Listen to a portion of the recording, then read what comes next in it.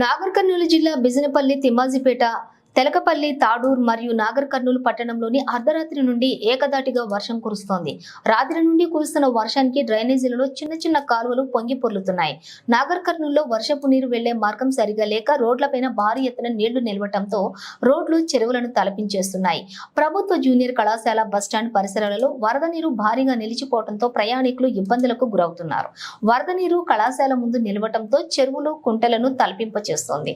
నీటిని తొలగించేందుకు మున్సిపాలిటీ సిబ్బంది తెల్లవారుజాము నుండి అష్టకష్టాలు పడుతున్నారు.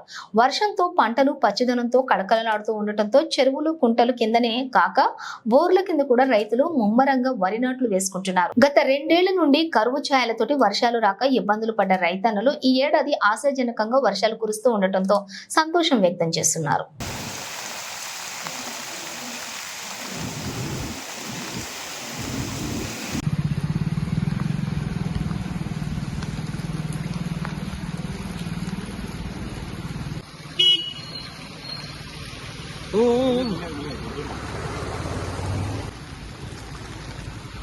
ఇక్కడ సైడ్కి వెళ్ళవు.